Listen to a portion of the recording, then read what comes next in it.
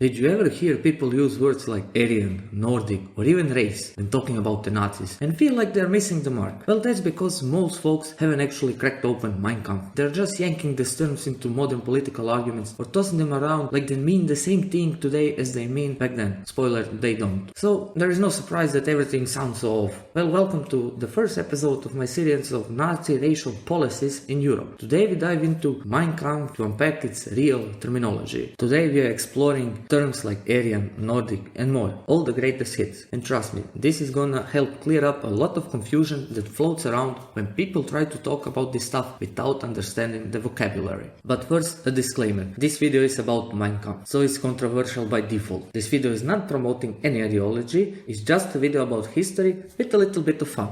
So why are we starting with Mein Kampf's terminology? Why not jump straight into the Nuremberg laws or the SS selection process? Well, because words came first. The racial policies of the Nazi regime didn't appear out of nowhere. They were based on a worldview, and that worldview was laid out in words, in books and speeches before the Nazis ever got power. And one of those books, the main one really, is Mein Kampf, written by Adolf Hitler in 1925 while he was locked up after the failed beer hall putsch. So it's not just a political rant, it's a blueprint, a manifesto that lays out how he saw the world, how he thought society should be structured, and crucially, how he thought race worked. But here is the thing, the words in it, like Aryan or Nordic, aren't as simple as they sound. Everything evolves, and so does language. So these terms might seem familiar, but they carry a different meaning. Hitler didn't invent them. They are a mix of all ideas from way back, and from different fields like anthropology, nationalism, or even linguistic theory, with a bit of his own spin added on. And because most people today haven't actually read Mein Kampf, which is understandably, they misuse these terms, or just guess what they mean. So let's go to the first term and start clearing things up. The first term we are looking at is race, or in German, Rasse. Now I know what you're probably thinking. Race, sure, I know what that means. Skin color, white, black, Asian, whatever. And yeah, you're not wrong, but you're not completely right.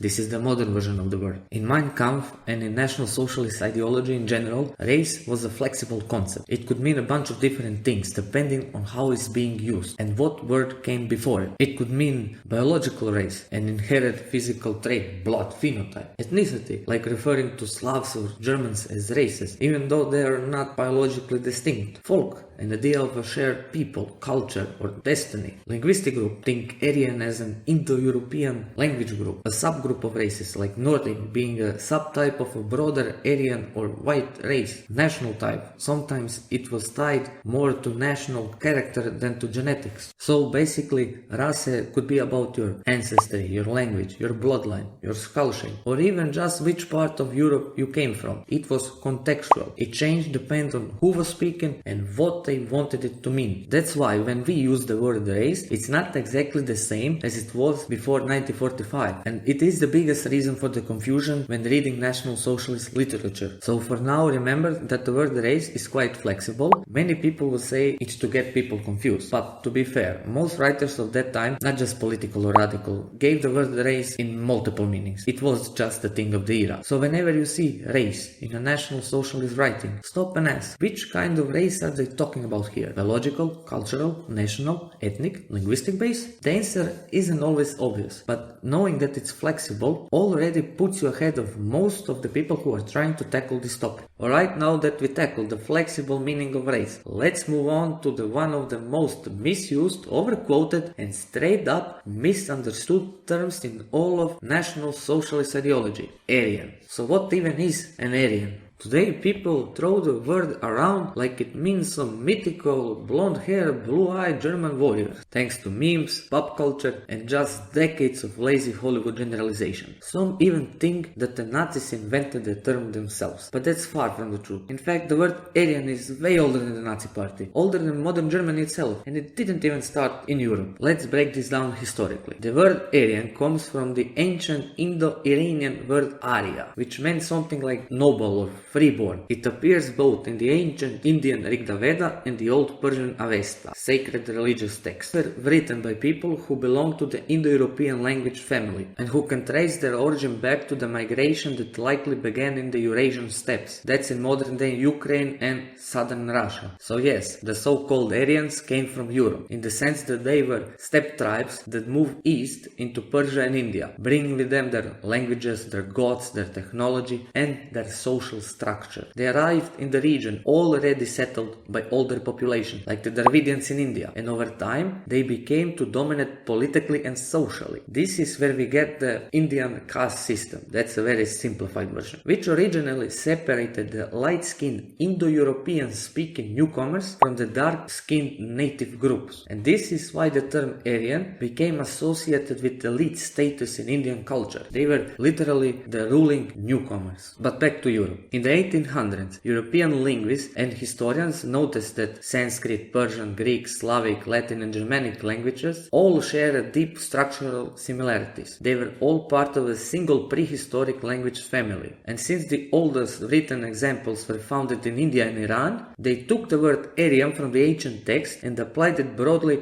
to these early Indo-European peoples, including the ancient Germans, Celts, Slav, Greeks and so on. Basically, Aryan meant Indo-European language group. This was a linguistic classification, not a racial one. By the mid-1800s, the word evolved and started to be used by anthropologists, writers, linguists, race scientists, nationalists and the general population all across Europe. One of these key figures in the transformation was Helena Blavatsky, a Russian noblewoman and the founder of the Theosophical Society. She turned the word Aryan into something mythical, a name for the root race of spiritual beings who originated from a lost northern continent, maybe the Arctic, I don't know. Basically, her ideas inspired Aryan-Nordic, an esoteric racial philosophy that influenced groups like a Thule society, which, while not centered to Nazi policy, helped shape the ideological environment that Mein Kampf drew from. Now the question is, was Hitler into this occult stuff? Nah, not really. He mostly thought of it as hocus pocus nonsense. Sure, Himmler was deep into this crystal and magic rune stuff, but Hitler saw the term Aryan more as a philosophical and metaphysical concept, not an occult one. Now you might think, okay, so Aryan just became a code word for white people, right? Well, yes and no. Yes, in National Socialist and occult thinking, the Aryan race represented the European peoples, those who spoke Indo-European languages. So, ancient Persian and ancient high-caste Indians were seen as originally Aryan, but modern-day Persian and Indians were excluded. Why? Because according to the ideology, they had diluted their Aryan blood by mixing with the local non-Aryan groups like the Dravidians. Aryan wasn't just about language or ancestry. It was metaphysical. Even without believing in occult magic, Hitler still saw the Aryans as a kind of chosen race, a civilizational force destined by nature or providence to rule. In this worldview, being Aryan meant not just genetically superior, but cosmically important. It wasn't like when we say today white race, thinking about DNA. It was about divine destiny. This leads us to another big difference between the term Aryan race and just saying European or white. If you say European race, you are usually talking about ethnic groups, Germans, Russians, Swedes, Spaniards, etc. But if you say Aryan, you are talking about racial phenotypes. That means physical types. And they were 5: Nordic, Mediterranean, Alpine, Dinaric and East Baltic. These categories weren't invented by the Nazis. They came from early 20th century anthropologists and they became somewhat popular. And this brings us to the next commonly misused term straight from Mein Kampf, the Nordic race. So what exactly was the Nordic race? If you ever seen any Nazi propaganda or really any Hollywood movie parodying Nazis, you already know all the stereotypes. Tall, blonde, blue-eyed, pale skin with a chiseled jawline, a disdained, smug stare like he's posing for a Hugo Boss catalog. But here's the catch. The Nordic race is one of the most confusing and mutating concepts in all of National Socialist racial theory. Even the Nazis themselves couldn't really fully agree on what it meant. So let's start simple. In Nordic race, the word race doesn't mean what it did in the Aryan race. It's not about some vast civilizational or linguistic group. It's about phenotype. The Nordic was a subgroup of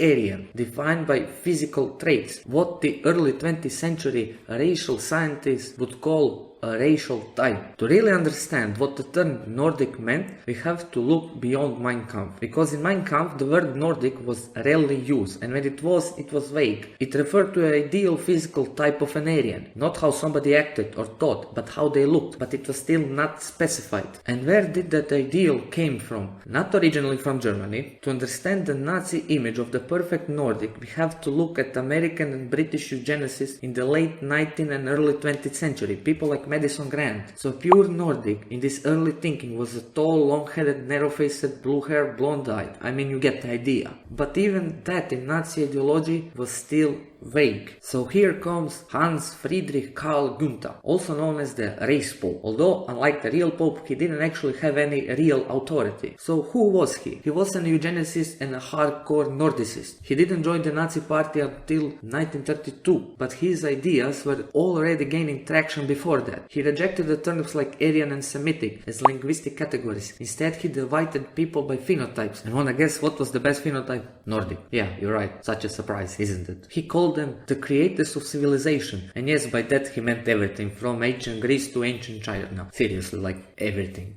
Now, not all of Gunther's ideas were officially adopted. Although his clear definitions gave the idea more structure, Nazi leadership didn't fully embrace the strict Nordicist ideology. But his Nordicism got popular because it finally gave a clear definition what a Nordic looked like, how he thought, and why that mattered. He also pushed the idea that Nordics should be a special class in Germany. You know what was the problem? Only 5% of the population fit Gunther's description. And now you might say, haha, the Nazi leaders weren't even Nordic. And yeah, that's true, and they knew that. It's not like they were idiots. Most of them never bought into that kind of extreme fanaticism that Gunther pushed. So already in the early to mid 1930s, the Nazi party quietly backed down from using the word Nordic too much. Why? Because if you push Nordic supremacy too hard, you end up dividing your own population. And that's bad PR for a movement that sells national unity. I mean, you can rise about your social class, but phenotype, well, that's fixed, that's visible. So Nordicism was downgraded into a more mythical golden standard, the ideal Aryan look, not the ideal Aryan mind. That said, the idea didn't totally disappear. It still existed in the background, especially in the early projects like the Lebensborn and the SS. Even if not as a formal policy, it became more subtle, more symbolic. But yeah, some individual like Alfred Rosenberg still clung to it and pushed some elements of Nordicism in a quieter,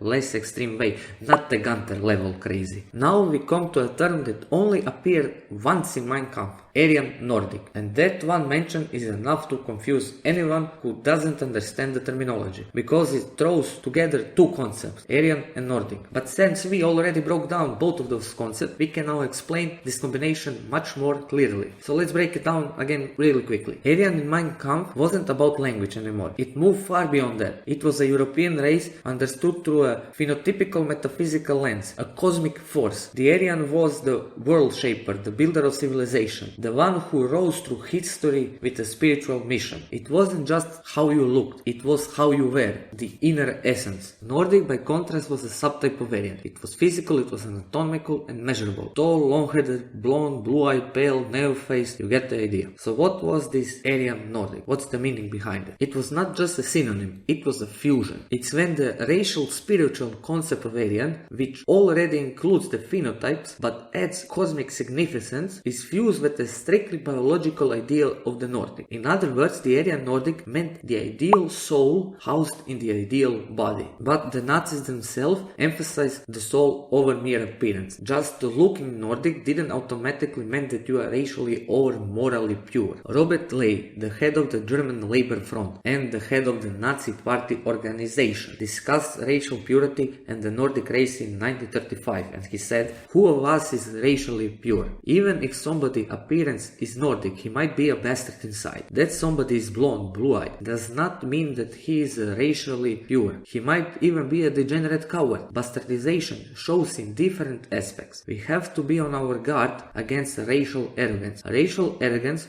would be as devastating as hatred amongst classes." In other words, physical traits alone didn't guarantee good character or ideological commitment. So the term was too abstract, too mystic, more of symbolic standard than a concrete political goal. Even in National Socialism, it was easier to use flexible categories than enforce an unreachable ideal that most people didn't fit in anyways. So Aryan-Nordic stayed what it was, a one-off phrase, a fantasy template, not real foundation for policy. Now that we got the complicated concept out of the way, let's explain the easier one, and that will be the German race. In Mein Kampf, the German race is much more simple than ideas like Aryan or Nordic. When Hitler says German race, he's basically referring to the German ethnicity, or what we call today people, a folk. It's not some builder of civilization, it's not a strictly measurement of the skull type either. It's a group of people tied together by language, culture, politics and shared ancestry. In other words, the German race is just the German people. This includes not just the citizens of the German Reich, but Austrian, Sudeten Germans, South Tyrolans and anyone who belonged to the German folk. The idea was flexible when it had to be. It didn't matter if you are tall and blonde or short and dark. If you spoke German, had German blood and identify as part of the nation, you could fit in. That is why the concept is closer to national identity, not just genetic traits. You were German by descent, by culture, by loyalty, and that was enough to count as part of the German race. Of course, Hitler still thought of this as biological, in a sense that people were born into it, you couldn't just switch sides. But unlike the Aryan-Nordic ideals, which were about perfect souls in perfect bodies, the German race was practical. It was about building a unified ethnic state. In short, the German race in Mein Kampf is a racialized version of a German ethnic identity, not an ideal type, but a political and cultural reality. These were the most misused terms in Mein Kampf. Now we finally know what they actually meant. Of course, there are more terms in the book, lots of them, but most of those aren't misunderstood because of the words themselves. They are misunderstood because the policy built around them were either erased or simplified later. In this episode we cleared up the biggest terminological mess. In the next one we'll go how these ideas were applied and how they changed. Like with Nordic, we already saw that it wasn't consistent. But now that the core concepts are clear, we can start asking the real question. What did the National Socialists actually do with these terms or ideas? What became state law? What remained myth or propaganda? How they were applied in occupied territories? And how did it all evolve or survive into the modern era? That's where we are heading. So you should hit subscribe so you don't miss how those words turn into action and into law in the next episodes.